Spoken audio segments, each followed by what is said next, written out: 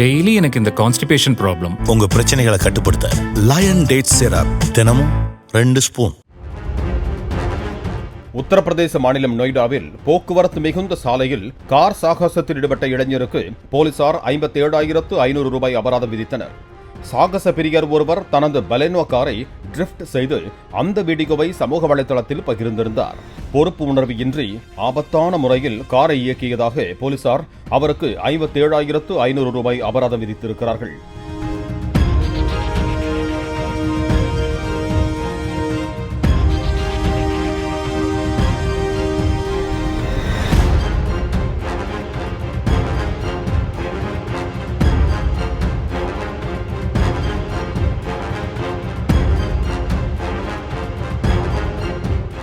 Daily எனக்கு இந்த constipation problem. உங்க பிரச்சனைகளை கட்டுப்படுத்த லயன் டேட் சிரப் தினமும் 2 ஸ்பூன்.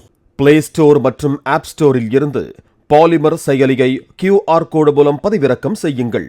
செய்திகளை உடனுக்குடன் பெறுங்கள்.